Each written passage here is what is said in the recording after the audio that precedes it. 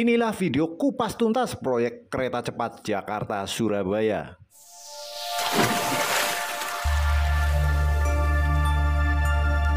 Hai YouTuber, salam jumpa kembali dengan channel Branding IT. Videonya isinya daging semua bro.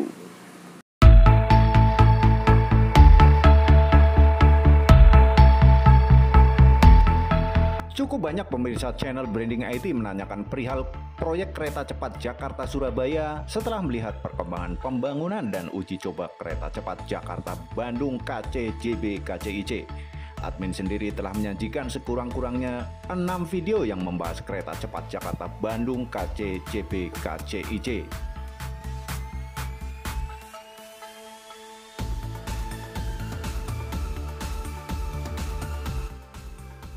Mulai dari pengangkutan dari pabrik Beijing, Cina, kemudian ke Pelabuhan Qingdao dan pengapalan.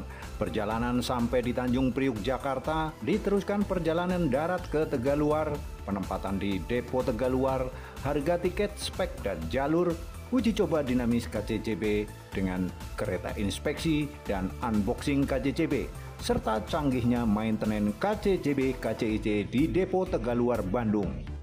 Yang ketinggalan berita silakan lihat-lihat di channel ini. Proyek kereta cepat Jakarta-Surabaya telah lama dimulai. Pertama kali adalah zaman Belanda ketika meluncurkan kereta cepat Jakarta-Surabaya PP melalui jalur selatan pada tahun 1919 hingga 1923, di mana stasiun Kroya menjadi titik tengah jurusan Surabaya-Jakarta via Garut-Cicalengka, dan stasiun Maus menjadi titik tengah jurusan Jakarta-Surabaya. Bahkan dari Maus bisa ke stasiun Semarang. Saat itu perjalanan ditempuh 2 hari dan penumpang harus menginap di sekitar distrik Kroya dan Cilacap karena kereta api tidak beroperasi pada malam hari. Silakan lihat videonya di channel ini dengan judul Wisata Tempo Dulu, Masa Kejayaan Adipala Maus Kroya dan Sungai Serayu. Kemudian yang kedua adalah proyek kereta cepat Jakarta-Surabaya PP CS9 dimulai tahun 1990-an hingga tahun 2000 dengan kecepatan kereta 110 km per jam sehingga Jakarta-Surabaya dapat ditempuh 9 jam dengan produk rangkaian Argo Bromo Anggrek dan lainnya.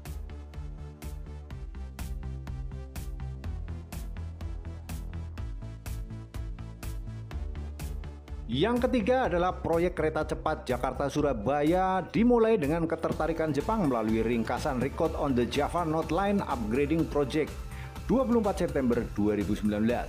Proyek ini disebut sebagai proyek kereta semi cepat Jakarta-Surabaya dan sampai Oktober 2022 adjustment dan penambahan alias optimalisasi rel kereta telah mencapai 60% di jalur utara antara Cirebon-Semarang hingga Surabaya.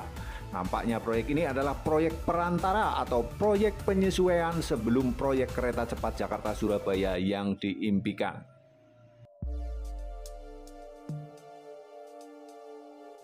Menteri Perhubungan Budi Karya Sumadi pernah membeberkan rencana pembangunan kereta semi cepat Jakarta-Surabaya tahun 2021. Kemudian dilakukan uji kelayakan atau feasibility study setelah kunjungan ke Jepang, serta penyampaian konsep pada Februari 2022. Kondisi Oktober 2022 adalah optimalisasi jalur kereta agar kereta dapat melaju dengan kecepatan 160 km per jam dari sebelumnya 80-110 km per jam.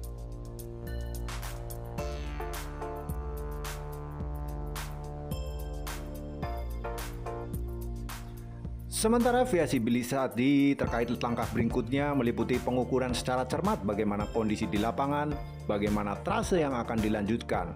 Feasibility ini sebagai langkah lanjutan dari optimalisasi.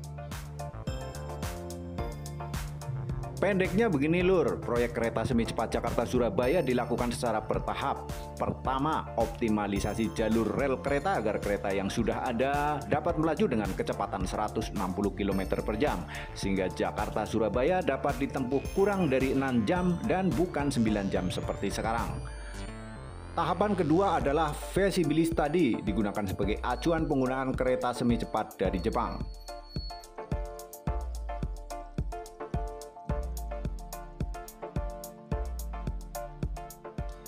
Jadi tahun 2023 hingga 2025 masyarakat menikmati perjalanan laju kereta hasil optimalisasi.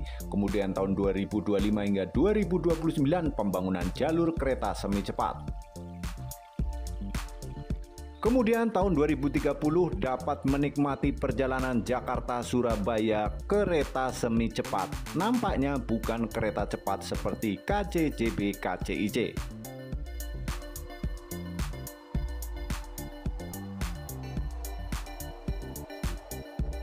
Nantinya bentuk fisik pembangunan jalur kereta layang di beberapa kota seperti Cirebon, Pekalongan, dan Semarang supaya tidak terjadi lintasan sebidang atau perpotongan antara jalur kereta api dengan jalan raya.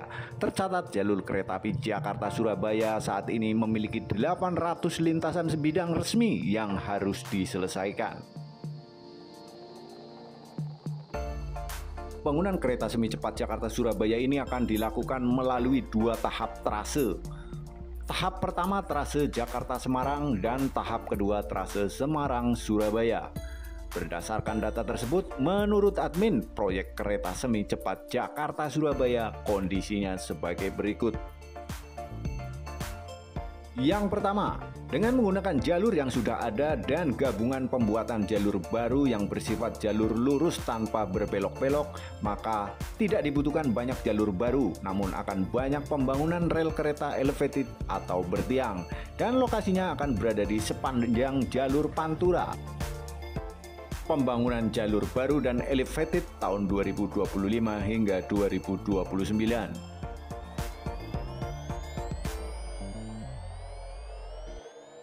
Dengan nama kereta semi cepat, proyek ini kemungkinan besar akan menggunakan kereta dengan kecepatan 180 hingga 200 km per jam. Dengan produk dari Jepang yang ukurannya telah di-adjustment, atau mungkin saja produk Inka terbaru dari pabrik di Banyuwangi yang luasnya 28 hektar khusus produksi kereta cepat dan komuter lain. Kereta semi cepat atau semi ekspres di Jepang sebenarnya masuk kategori level 2, satu tingkat di atas kereta lokal. Sementara kereta di atas semi cepat adalah kereta cepat, kereta ekspres, rapid express, spatial express, dan super express atau bullet train seperti KCIC, KCJB.